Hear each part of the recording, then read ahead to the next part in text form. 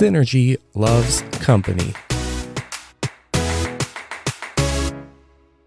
We have this coterie of rich franchises, the company now, that people want to engage with. I came here to try and continue what Walt Disney and his associates set in motion 50 years ago, which is to experiment with every new and innovative kind of entertainment possible.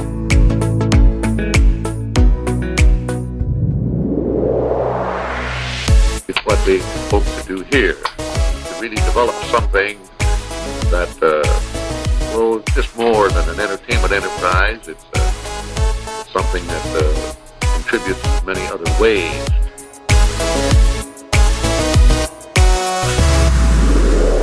Hey, this is Synergy Loves Company, where we explore how Disney connects to everything.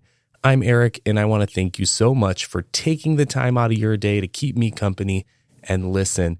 And Happy New Year if you're listening to this in real time.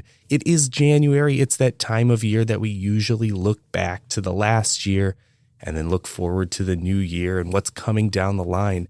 And today, we're going to take a little inspiration from that.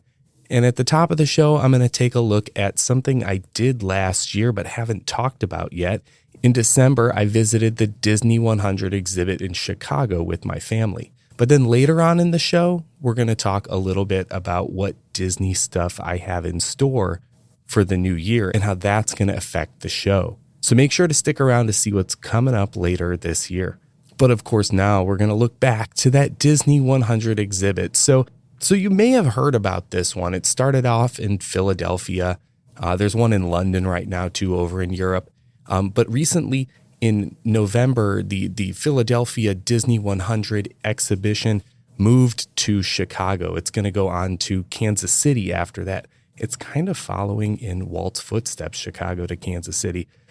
But anyway, Disney 100, the exhibition, is one of these new kind of pop-up experiences. It kind of like they pop up a little museum or kind of like some sort of Instagram experience, and then they take it down, move it to another city, set it up, and start all over again. In Chicago, there's a company called Fever that was sponsoring it. They put it in this gallery space. They have this kind of large open event space, and you could go and visit it there while it's in the city. They've done a bunch of other kinds of these pop-ups throughout the city too, but this is that special Disney one that was put together by the Disney Archives and D23 and is special for Disney's 100th celebration.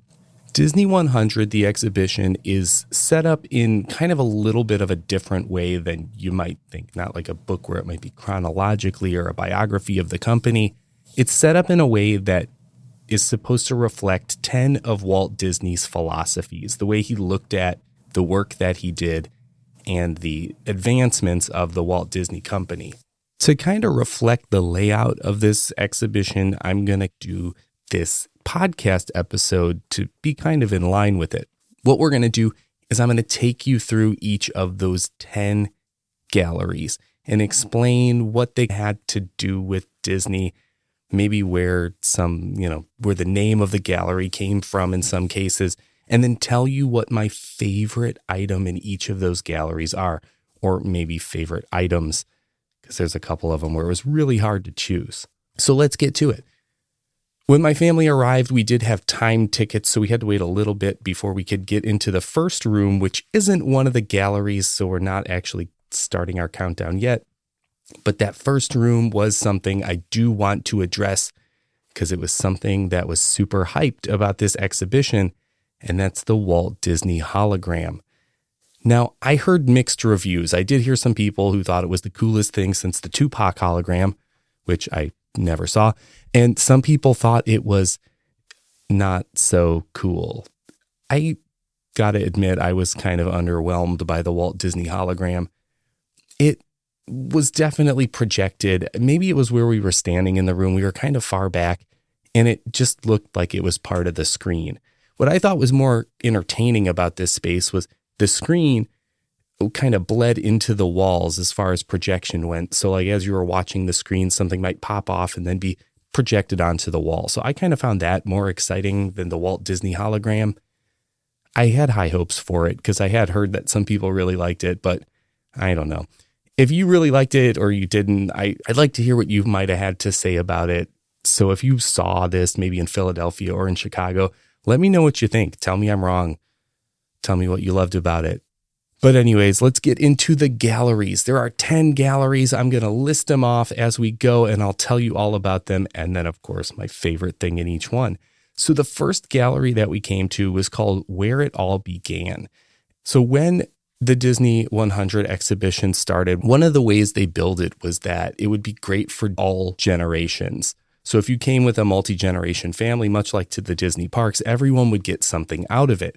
It's not chronological, so it would have something from, more modern times like Moana, maybe something like Turning Red, or it might have something that was, from the earliest parts of Disney animation, maybe some Snow White stuff. This room, though, Where It All Began, does not have that kind of thing. This one is purely chronology. After this one, we start to spread out into different eras, but this first gallery is totally biographical. One thing I found cool about the name Where It All Began, that's the same catchphrase that the Walt Disney Birthplace Home uses. There's actually a picture of the birthplace home, which was cool because it wasn't too far from this location that I visited Walt Disney's birthplace home earlier in 2023. So what this gallery is all about is it shows off early sketches, photographs, telegrams, things that are significant to the history of Walt Disney's early life and him and Roy founding the company. My favorite item, and this took me a while to kind of figure out which one would be my favorite item for this list, but my favorite item in this gallery was the skeleton dance sketch. So the skeleton dance was the very first Silly Symphony, and it was pretty much done totally by Ub Iwerks. Now, I have a personal connection to the skeleton dance. There was this video at the grocery store video rental place that I used to take out as a kid all the time, and it had the skeleton dance on it, and I thought it was like the coolest thing ever. It was black and white, but the way that the skeletons moved all wavy, it just resonated with me. I don't know why. I just thought it was totally cool. So the skeleton dance, ever since I was a little kid, kind of stuck with me. And whenever I see things from it, I have this like weird nostalgia for the 80s and early 90s, even though it's from way back in the 30s. I just love it. So to see an original sketch from the skeleton dance, so original piece of art, that just really kind of struck me as like, wow, this is some original Disney stuff. And this is, it really helped set the tone for what I was going to see in the exhibit. All right, let's keep it going to the next gallery. The second gallery was called Where Do Stories Come From? And it shares its title with an episode from the Disneyland anthology show in 1956. So an episode of that show was called Where Do Stories Come From? And spent the hour explaining where stories like Disney's stories come from. So this gallery showed a focus on the stories and fairy tales that inspired the Disney classics that we know and love, but it was really filled with concept art and prop items from the movies, like those big bejeweled prop storybooks that opened up the classic princess movies, the big hand turning the pages. Those are the coolest things. They had them. They're massive. I loved seeing those. They also had some things like the animation model costumes that the people who were modeling for the characters like Pinocchio and that would wear as they kind of moved around on a film stage to be a reference model for the animators, which were pretty cool. But my absolute favorite item in this second gallery was the snow globe from Mary Poppins. I love the song Feed the Birds. I love the history of it being Walt Disney's favorite song. I love that he would make the Sherman Brothers play that song for him on Friday afternoons after a long work week. I just love it. But I also love the story about how Dave Smith found that snow globe in a janitor's closet. He went in, he would explore the studios when he was the archivist back in the 70s and really up until he stopped working for Disney. He would just explore spaces looking for things.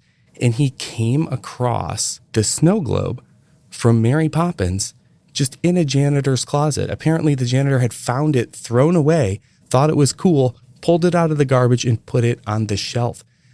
I can't believe it almost got thrown away, but Dave Smith was there to rescue it, to save it. And we have it, and now it was part of the Disney 100 exhibition. Now, the coolest thing about how they present it, if you know about the snow globe from the movie, is when you see the snow globe in the movie, it kind of shows the birds flying through it, and it's part of the montage of the song Feed the Birds.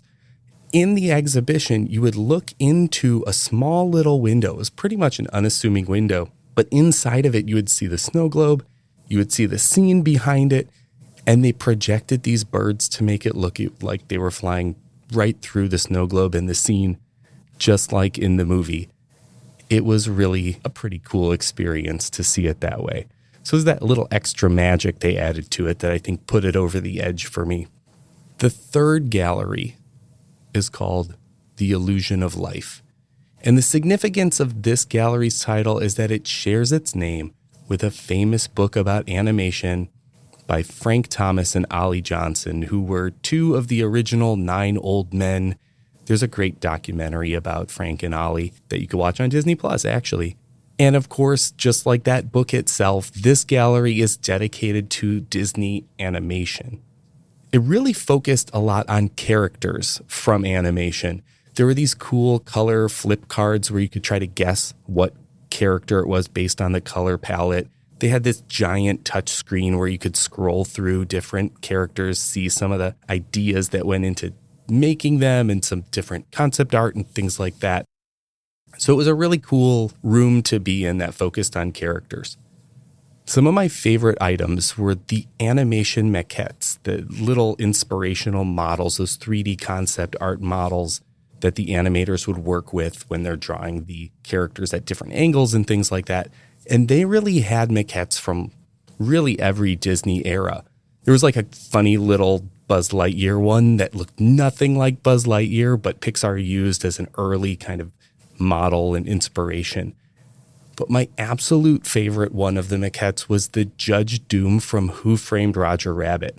I thought it was kind of absurd that Judge Doom, who's played by a human in the movie, except for like a few parts of his face, would have an animation maquette. Because I mean, technically, he is an animated character, even though he is a human character also, or at least he looks like a human character.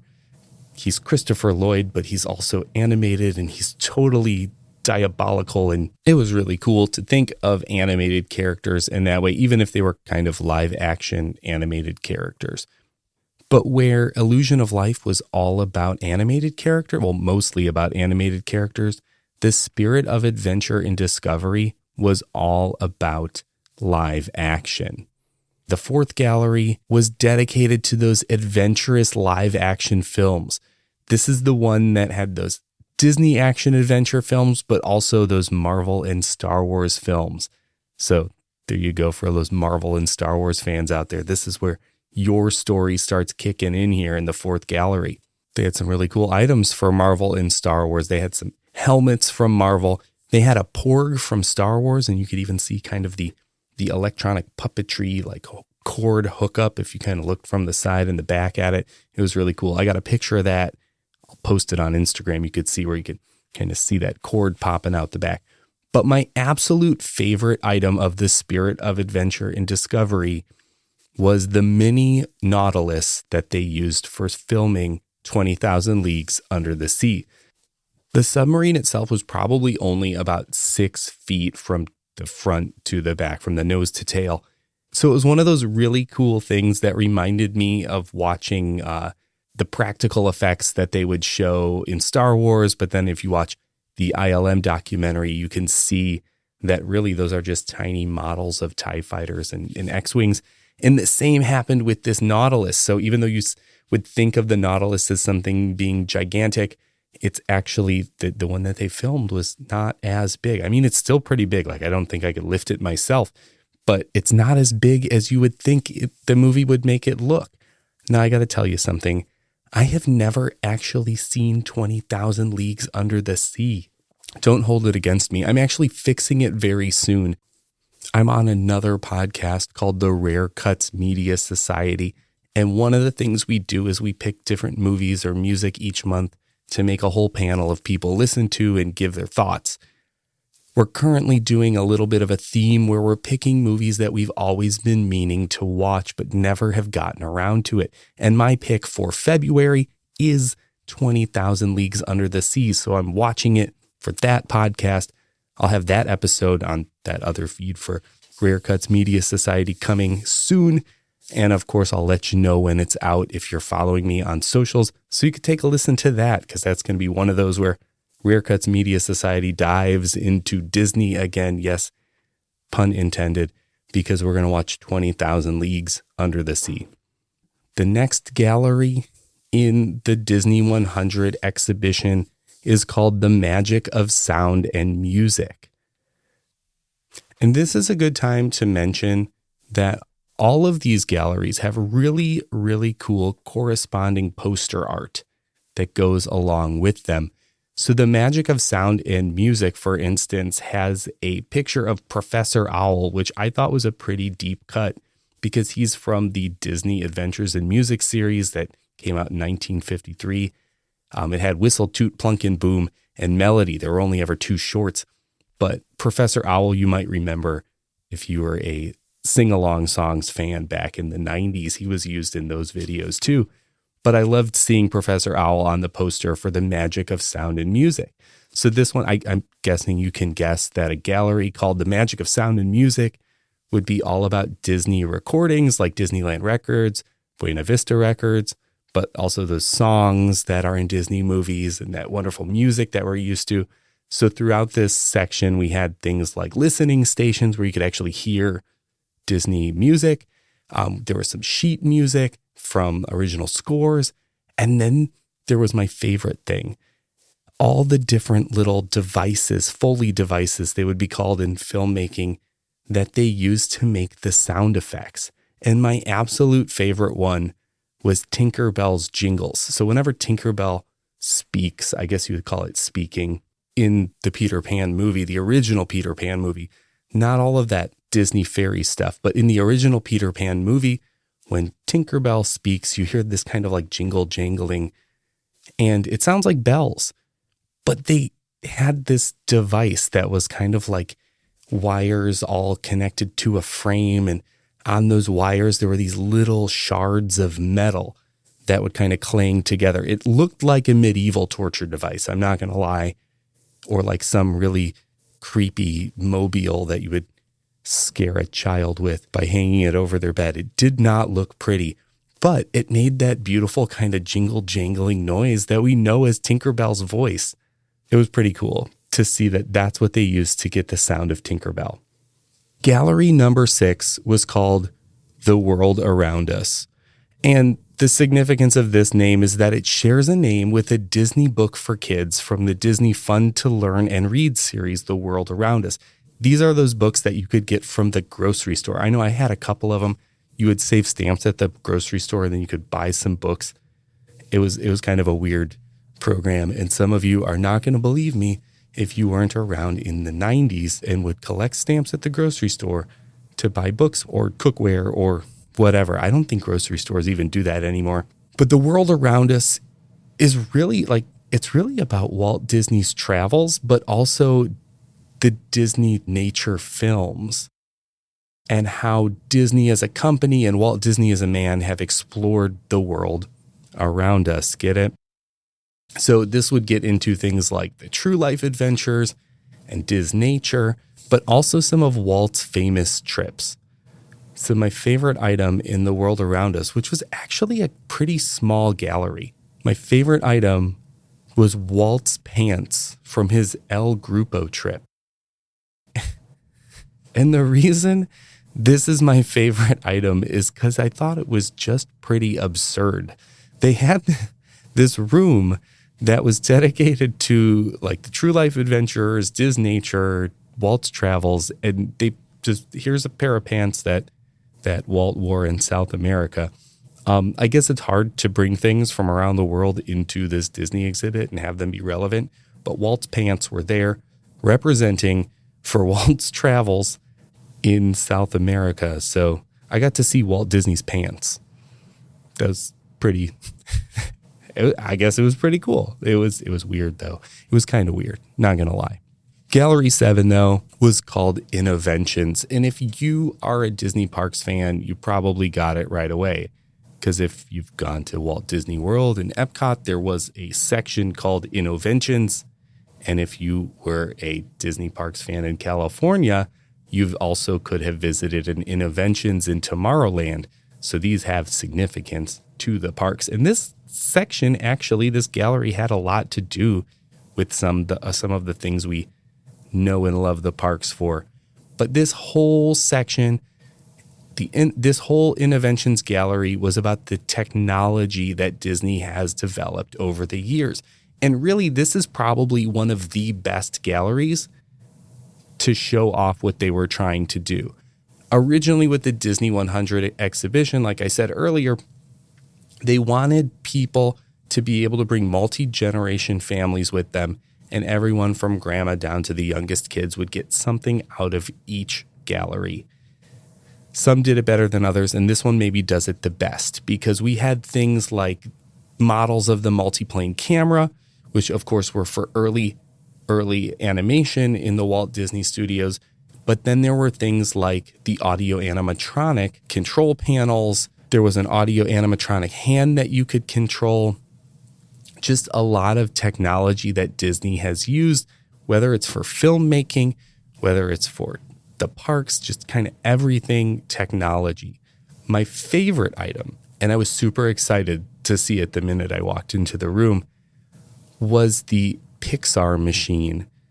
Now, the last episode I recorded with Andrew Jagoda was all about the George Lucas and Disney connection, and he was one of the ones who was instrumental in starting Pixar before it was what it is now. And I had recently, because of that, wanted to get more into Pixar and rewatched the Pixar Story on Disney Plus. And in that documentary, The Pixar Story, they show this giant box that says Pixar on it next to a monitor. And they're like, that's the thing. That's the thing that would make the Pixar movies. That's the Pixar machine, the rendering machine. And it would take days to like render even just a short couple minute scene. And in this gallery, the Innoventions gallery, they have one of those old gigantic Pixar machines. And it was just kind of cool to see one in person. I've seen the pictures, I've seen it in the documentary, but to see that giant box sitting on the display next to that monitor, the box was bigger than the old monitor itself. And it just made me think about like how far the technology has come, even since the 90s when they were using that box. And like, you know, my laptop here that I'm recording on right now is so much tinier and probably has so much more power at this point than that Pixar machine ever did, even though it was massive and it was doing some pretty cutting edge stuff at the time. Gallery number 8 is called Your Disney World. And this one, Your Disney World, is all about the parks, but not just the US parks, the parks around the world. I could see with this one how, you know, especially coming off of Innoventions and some of the other cool things that I saw, I could see how a Disney Parks fan might be disappointed in the spread of this room. I had talked to some Disney Parks fans about this exhibition earlier last year, and that was one of the things I heard was that like they wish there was more to represent the parks. And I gotta say, I agree with them. After going in this room, there was like a couple of ride vehicles. There was a Matterhorn bobsled, which was kind of cool. But as far as popular as the parks are, they probably could have shown more in this gallery. I get that some of the parks exhibits are, you know, or the parks items might be too big for an exhibit like this. But I mean, there was so much park stuff in Bethany Bemis's exhibit at the Smithsonian that like that could have fit in a room like the space that they had given this gallery, and they just didn't quite hit the mark. There wasn't enough here for parks fans. So that's one thing I will say is I wish there was more from the Disney parks, but I still have a favorite item from it because I do have a favorite item from all of these galleries. So number 8, Your Disney World, my favorite item was Walt's train conductor Mickey plush. So there's this famous picture of Walt Disney driving. Is it driving a train? Do you drive a train? He was like conducting it. Let's do that. There's this famous picture of Walt Disney conducting the train in Disneyland on the first day. And he's got this kind of plush train conductor Mickey that he's kind of dancing around out the window of it. And the exhibit had that actual Mickey. I know this is not as close to Walt as his pants that I saw just a few galleries ago. I mean, you can't get much closer to someone than the pants they wore. But this one is definitely iconic, and I think it actually made me feel a little bit closer to Walt Disney and that kind of major event of opening Disneyland than something like Walt Disney's pants. So I thought this Mickey was a really cool addition to have in the Your Disney World gallery. Gallery number 9 was called The Wonder of Disney, which doesn't have like a direct Walt quote or something like that. But what I could guess is it seemed like The Wonder of Disney was a nod to The Wonderful World of Disney, which is the anthology show. Well, one of the many names of the anthology show, the one I grew up with at least, The Wonderful World of Disney. They said that this gallery was supposed to talk about how Disney entered our own lives and homes as Disney fans and how it was kind of our Disney. This was the gallery that I think was the one that I geeked out the most in. There were so many little things in this one that I was super excited about. This was like the one for the Disney fanatics. I'm not going to lie, it kind of looked like what I would hope to see when I go to the antique mall looking for Disney stuff, props, merchandise, just fun stuff from the parks, from Disney branded TV, from movies, all sorts of things. It had the original Mickey Mouse plush pattern from McCall, the sewing pattern. It had Binford tools from Home Improvement. It had a really cool Pooh for President hat from Walt Disney World when Winnie the Pooh was running for president a couple of times back in the 70s. And then they even had Troy Bolton's basketball from High School Musical. But my favorite item from the Wonder of Disney gallery was the Dharma Initiative products and rations. These were props from the TV show Lost. I loved Lost. I really need to rewatch that one. That's one I haven't rewatched in a while. It was just the coolest, weirdest kind of show I'd ever seen since something like Twin Peaks. It kind of hit that chord of mystery and weirdness that I love in a good, weird, mystery-ish show. My wife and I were such big fans. When we went on our honeymoon to Hawaii, we did a bunch of Lost sightseeing where they filmed different scenes where things were happening in the show.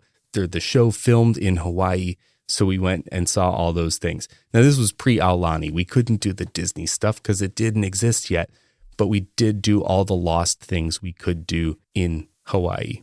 Those kind of things in this room, The Wonder of Disney, were kind of like the last big finale. We got to see all those little artifacts from different TV shows and movies. And then you moved into the final gallery. We are just getting started.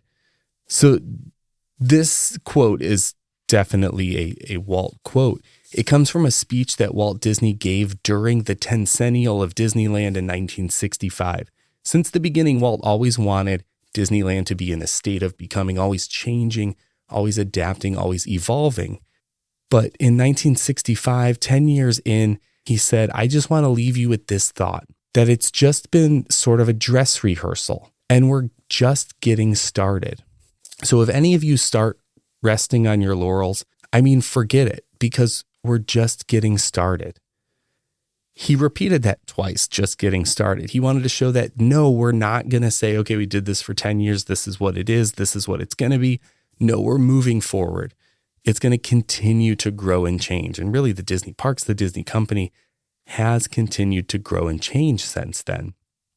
So this gallery was pretty simple though, because it kind of wanted to leave it as an open-ended ending to the experience. It was a short little film to wrap some things up, kind of like that Walt hologram theater at the beginning. But it was also kind of a hall of mirrors that was a little disorienting. I thought I was going to walk into the wall a couple of times. And then it was my favorite item, which my favorite item you could take your photo with a replica of the partner statue, which in Disney World and Disneyland, if you want to take a picture with the partner statue, it's kind of up and behind you. You could see Walt and Mickey kind of there. You can't get up real close to it.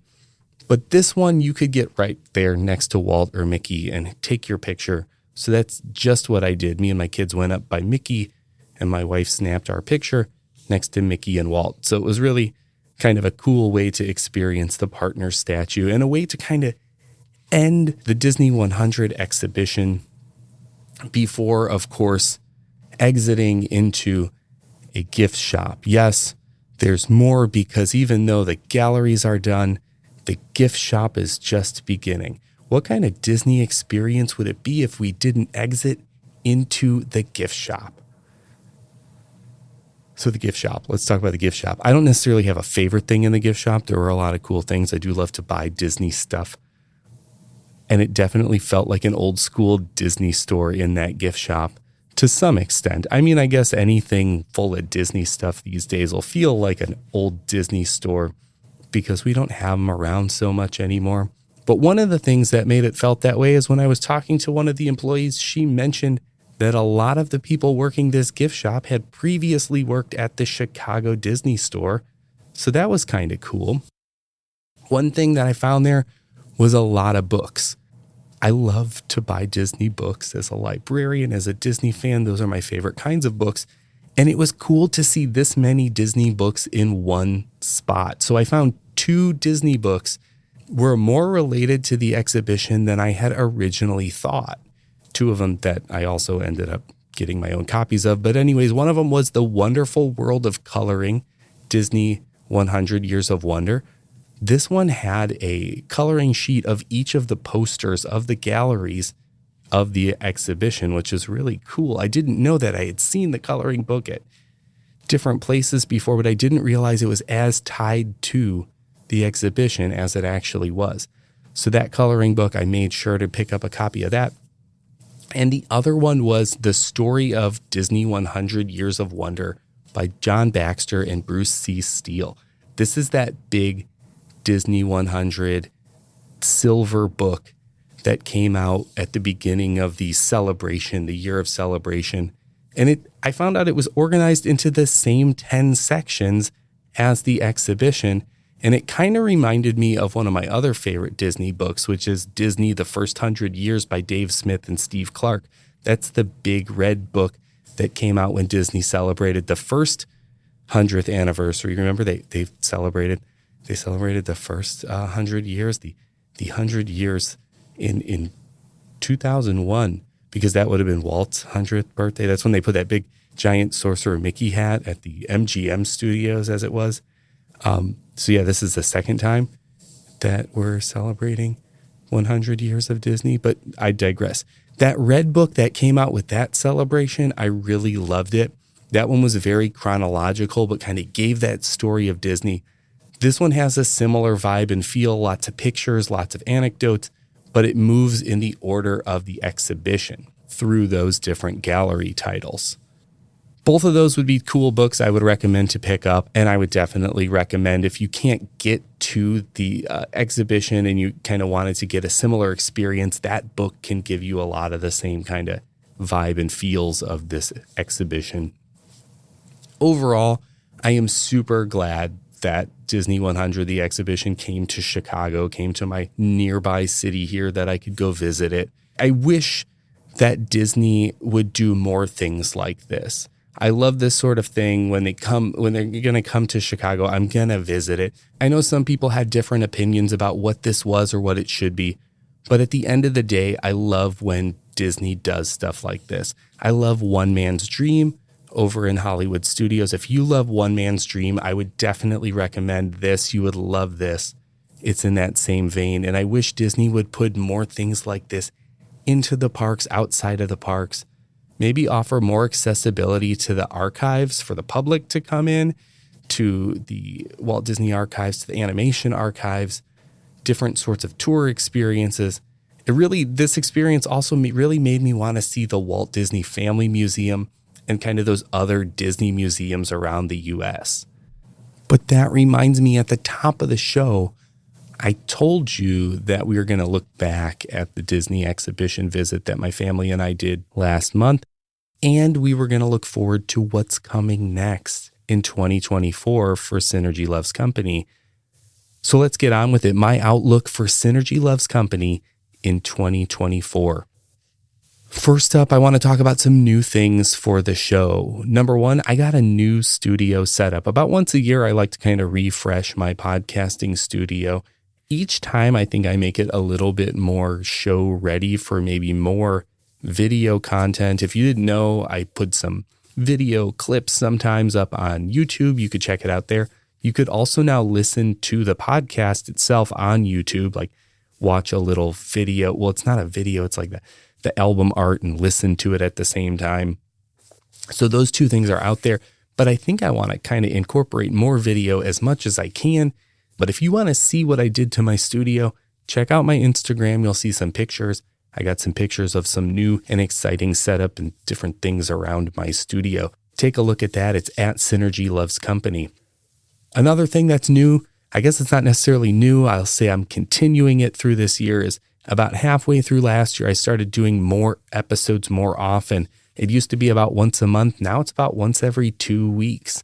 I know I did just take a break around the holidays, but coming up soon, you're going to be hearing new episodes, still about twice a month, once every 2 weeks, which of course, to make that happen, one of the things I love to do is bring guests on the show. So you're going to hear content from more great guests. I have some really exciting guests already lined up for the next few episodes coming soon. I'm excited for you to hear them.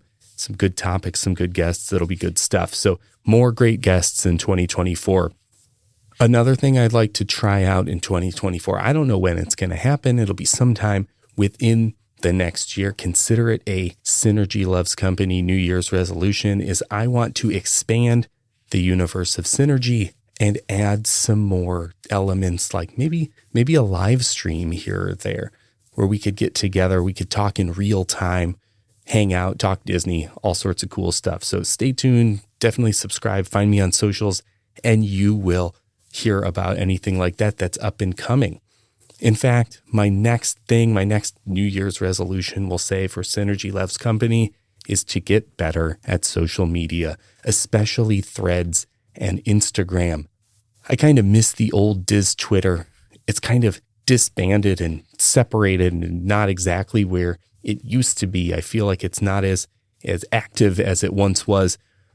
But I did find some great Disney people on Threads, so definitely go and find me there. I think I'm going to make Threads and Instagram kind of like my main home for social media in the new year, and I'm going to try to get better at those two. So help me do that by finding me at Synergy Loves Company on Threads and Instagram, and we'll connect over there. But wait, that's not all of it. Another thing that I've got coming up in 2024 that will help enhance the show are some trips, some travel. Last summer, I did some episodes based on my travels to New York with Disney and Times Square, to DC with the episode I did with Bethany Bemis at the Smithsonian. And I'm going to continue traveling in 2024. And some of my trips are going to be very heavily Disney themed. Like, for instance, this spring, I'm going to Disneyland for the first time ever. I'm super excited about that. You'll definitely hear about my trip a little bit. I don't like to do a traditional trip report, so maybe we'll find something else to do, but I'll definitely tell you on a podcast episode all about my trip, my first trip to Disneyland. On that same trip, we're going to visit some other places like the Warner Brothers studio, to take the Warner Brothers studio tour. I know you're probably like, well, that's not Disney, but no, there's a lot of Disney connections there. So of course, I'm going to have to explore those with you later on too. And another stop on that same trip is going to be to Las Vegas. So I'm really excited. We'll have to talk about Disney's connections to Las Vegas too. And I have it planned to go and continue my Walt Disney, the Man history travels, and visit both Marceline and Kansas City coming up in 2024. So all those places are going to affect some of the content that we make for this show. So you can probably guess all of those are going to show up in a future episode of Synergy Loves Company. So make sure you're subscribed so you don't miss any of those or miss any sort of new information about the show coming up. So I want to thank you so much for listening to this episode of Synergy Loves Company. I truly appreciate when you take your time to listen to me talk about Disney in these episodes. But I do want to hear back from you. So find me on the socials and say hi. Let me know what you think about the show. Let me know what you thought about the Disney 100 exhibition. I want to hear what you think. So you can find me on Instagram and Threads at Synergy Loves Company. And for now, I'm still on Twitter and a little bit on Blue Sky at Eric H. Synergy. Something new that I started talking about a few episodes ago is if you feel like you're getting value from Synergy Loves Company and you want to give back to the show, you want to donate and help me keep the show going, you can do that on Ko-fi. If you look in the show description or go to synergylovescompany.com, you'll find a link to my Ko-fi page where you can give back to the show and help it keep going. Every little bit helps. It helps me do things like renovate my studio, get more things going for live streaming, for adding more video content, adding more audio content, just making more episodes of the show. So if you want to give back to help, definitely check us out on Ko-fi. Another way, though, that you can always help the show is by sharing the show to help us grow. Share Synergy Loves Company with a friend who loves Disney just as much as you do. You can just tell them to visit synergylovescompany.com because sharing the show is the number one way that you can support the show, and your support means the world to me. That's all for today. Thanks for exploring Disney's connections with me. And until next time, keep discovering the magic in everything.